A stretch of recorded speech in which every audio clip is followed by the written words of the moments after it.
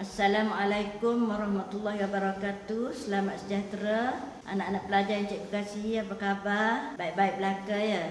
Okey, cikgu harap anak-anak pelajar menjaga kesihatan, menjaga keselamatan diri di sepanjang negara kita ditimpa musibah lah. Okey, dan cikgu harap anak-anak pelajar tidak keluar rumah, stay at home, dan di samping tu jangan lupa belajar fizik ya. Okey, untuk dalam masa kita bercuti ni, cikgu harap anak-anak pelajar tidak membuang masa dan pastinya semua rindu nak belajar fizik.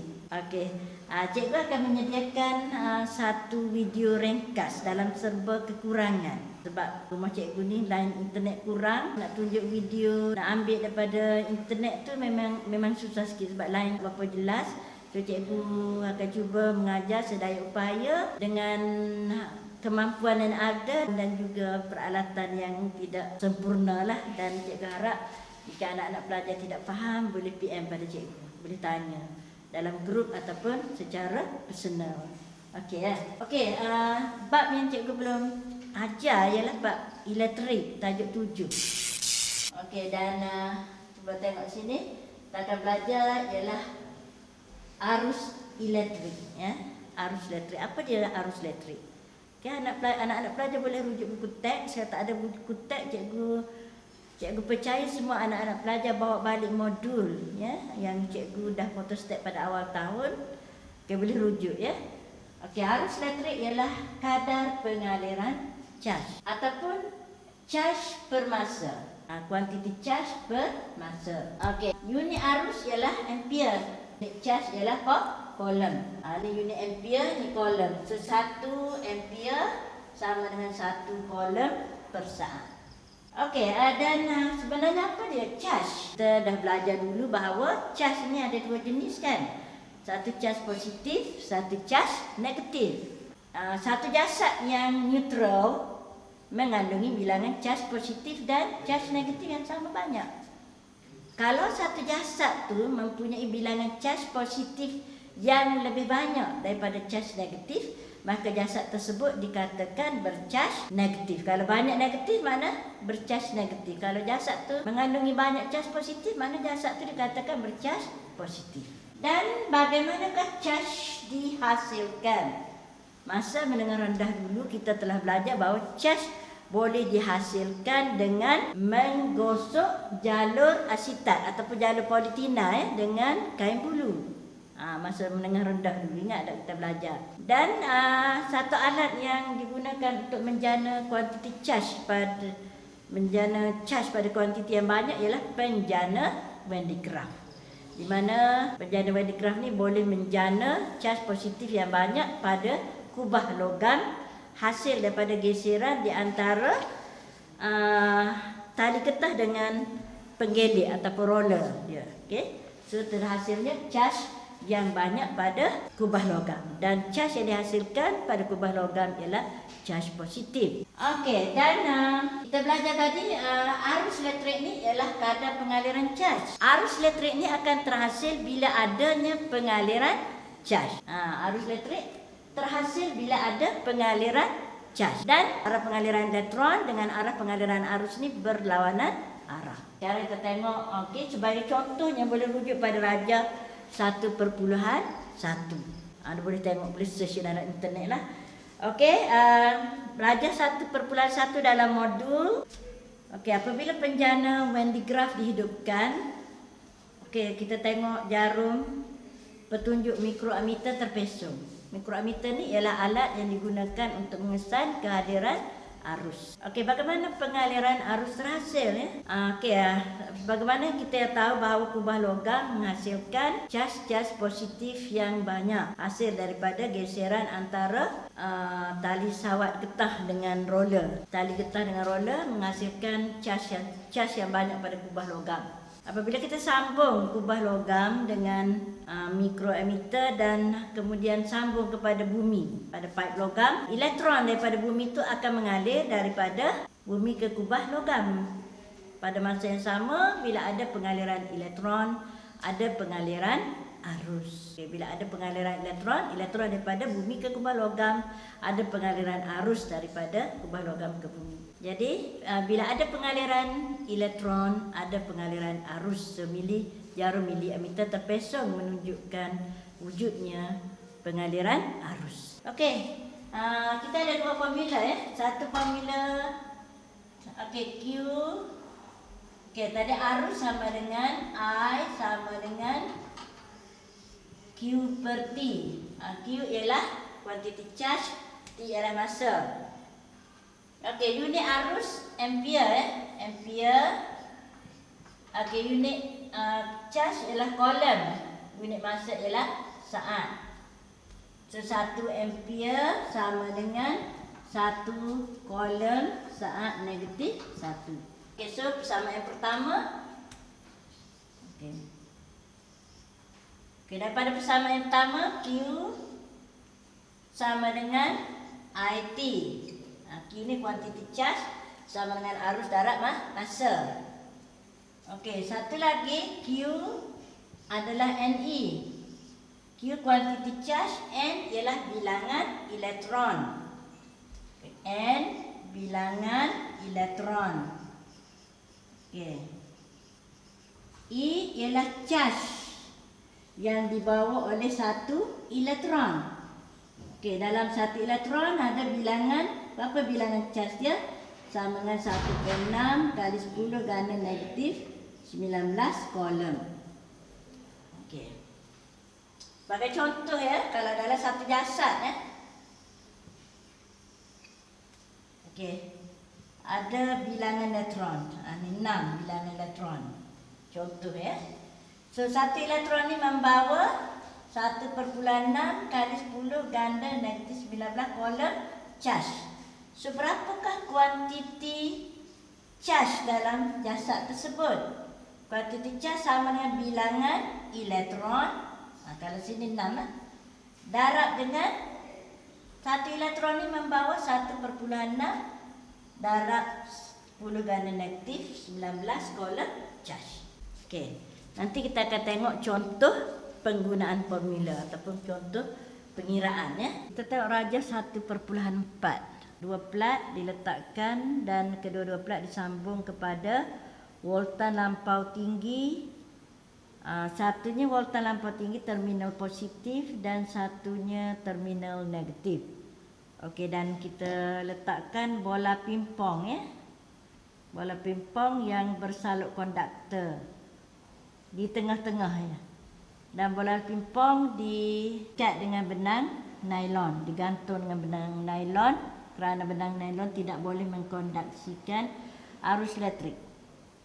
Okey, kalau kita tidak sentuh pada mana-mana plat, bola pingpong tidak menunjukkan sebarang pergerakan.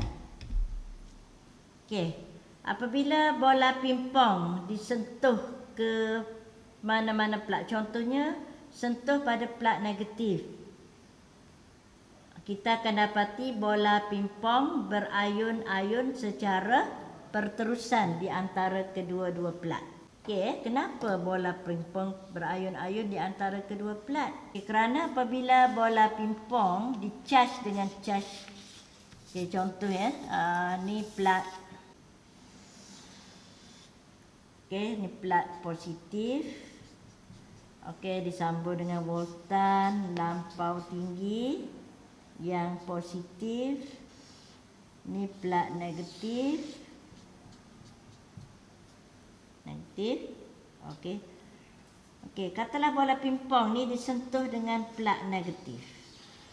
Okey, bola pingpong tadi neutral. So elektron dari plat negatif ni dia akan melompat masuk ke bola pingpong yang neutral tadi. Maka bola pingpong lebih charge negatif. So bola pingpong di-charge dengan charge negatif. Okey, bola pingpong negatif, plat ni negatif. So charge yang sama menolak. So bola pingpong akan tertolak ke plat positif.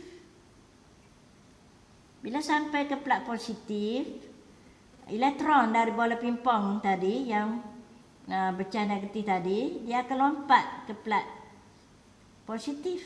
So menyebabkan bola pingpong dicas dengan cas positif sebab tinggal positif. So cas yang sama menolak, so bola pingpong tertolak ke plat negatif. Akhirnya bola pingpong akan berayun di antara kedua-dua plat. Okey.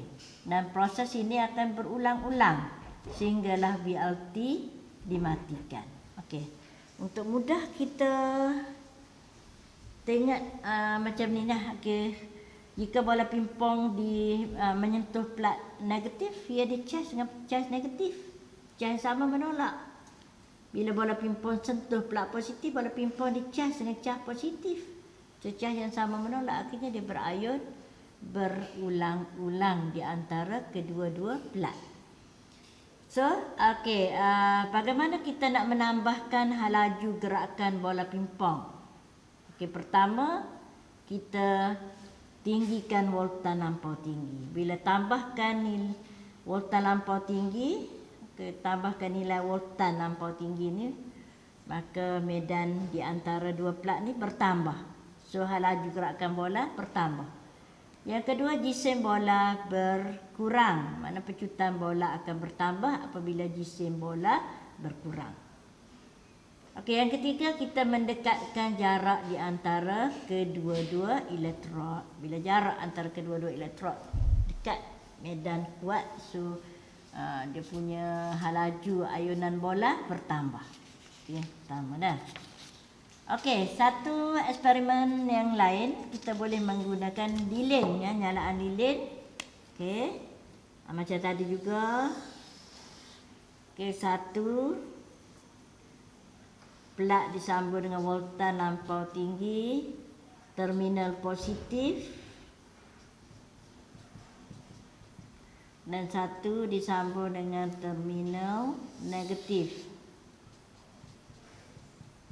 Kita letak lilin ya. Okey, pada awalnya lilin, nyalaan lilin biasalah. Okey. Tapi kalau kita letakkan, hidupkan volta lampau tinggi, apa yang berlaku kepada nyalaan lilin? Okey, pertama, nyalaan lilin berpecah kepada dua bahagian. Okey, satu pemerhatian yang pertama, nyalaan lilin berpecah kepada dua bahagian yang bertentangan. Okey, pemerhatian yang kedua, nyalaan lilin melebar ke arah plat negatif. Okey, nyalaan lilin lebih melebar ke arah plat negatif. Okey, mengapa berlaku sedemikian? Kenapa dia nyalaan lilin berpecah kepada dua bahagian? Kerana tenaga haba dari nyalaan lilin telah mengionkan molekul-molekul udara. Molekul-molekul udara sekitar ni menjadi ion-ion bebas. Okey. Ion positif tertarik ke plat negatif. Ion negatif tertarik ke plat positif. Sebab tu dia berpecah kepada dua bahagian, kerana tenaga haba dari nyalaan lilin telah mengionkan molekul-molekul udara kepada ion positif dan ion negatif. Ion positif tertarik ke plat negatif, ion negatif tertarik ke plat positif. Okey. Okey, kenapa nyalaan lilin lebih melebar ke arah plat negatif? Kerana ion positif lebih berat. Ion positif lebih berat, so dia bergerak dengan laju yang rendah, menyebabkan nyalaan lilin tadi dia berayun atau melebar ke arah plat negatif. Okey. Okey, sekian dulu untuk video yang pertama. Okey, cikgu harap awak boleh, anak-anak pelajar semua boleh menyiapkan kertas penilaian 1 dari bab yang pertama. Okey, selamat mencuba. Okey, kita tengok contoh 1 Okey, arus elektrik yang dibekalkan oleh bateri dalam sebuah jam tangan digital ialah 3 miliampere. So arus 3 darab 10 ganda negatif 3 mili 10 ganda negatif 3 ampere. Okey. Soalan dia, berapakah kuantiti cas yang mengalir selama 3 jam? T 3 darab 60 darab 60. Okey. Ni tukar pada saat. So soalan dia, berapa kuantiti cas? Q sama dengan IT. Ini contoh satu ya. 3 kali 10 gana negatif 3 darab dengan 3 darab 60 darab 60. So jawapan dia sama dengan berapa kolom. Ini contoh satu. Baik, kita tengok contoh dua ya. Okey, sebuah alat elektrik dihidupkan selama 2 jam. So T dia 2 darab 60 darab 60. Tukar pada saat ya. Hitungkan arus elektrik yang mengalir. So arus elektrik yang mengalir. Okey, jika kuantiti charge ialah Q sama dengan 14400 kolom.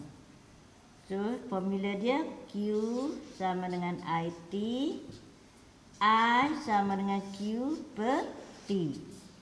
So masukkan nilai Q per dengan T, dapat jawapan dia dalam unit ampere. Kita ambil contoh 5 ya. Suatu kuantiti cas sebanyak 100 kolom mengalir melalui satu konduktor selama 5 minit. Berapakah bilangan elektron yang mengalir melalui konduktor itu? Dia bagi Q sama dengan 100 kolom. Berapa bilangan elektron? Okey, dia nak N. Berapakah bilangan elektron yang mengalir melalui konduktor itu? Okey, so Q sama dengan NE. Q 100, N nak cari. Okey, E 1,6 darab 10 ganda negatif 19 kolom. So N sama dengan, selesaikan, 100 bahagi 1.6 darab 10 ganda negatif 19 kolom. So dapat N. N ialah bilangan elektron. Tu contoh ya. Yang contoh-contoh lain boleh diselesaikan. Terusnya ialah medan elektrik. Okey, apa dia medan elektrik? Medan elektrik ni ialah kawasan di mana cas elektrik mengalami daya elektrik. Okey, medan elektrik diwakili oleh garis-garis medan elektrik ataupun garis-garis daya elektrik. Garis-garis daya elektrik ni mempunyai magnitud dan arah. Garis-garis medan elektrik tidak bersilang antara satu sama lain dan medan elektrik lebih kuat apabila garis-garis medannya lebih rapat antara satu sama lain. Okey, garis-garis medan elektrik ni bermula dari charge positif ke infinity. Bermula dari charge positif ke infinity.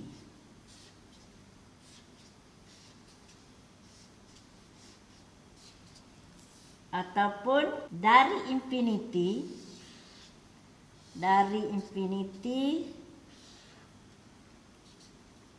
ke charge negatif. Okey. Dari infinity ke charge negatif. Maknanya ke negatif, masuk ke negatif, keluar dari positif. Ataupun dari, okey, kita tengok. Ni garis-garis medan.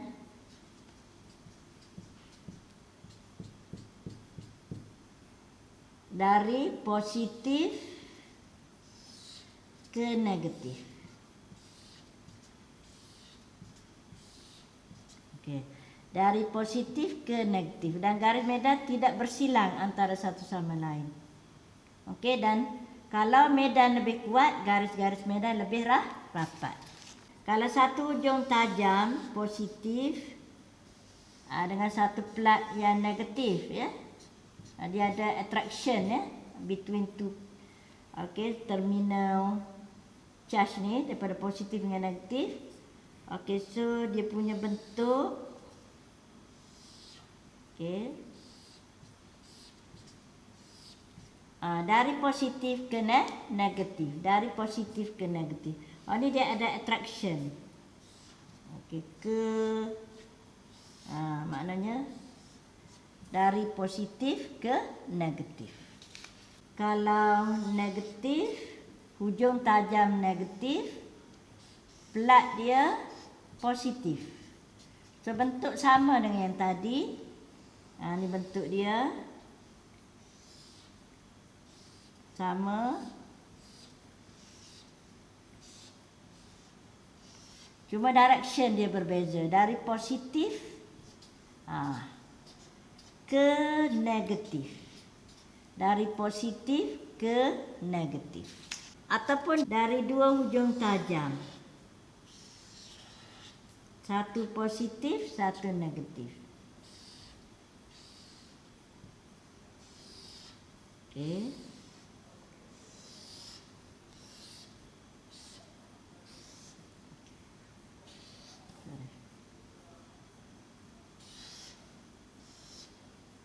Okey, ni tak boleh overlap.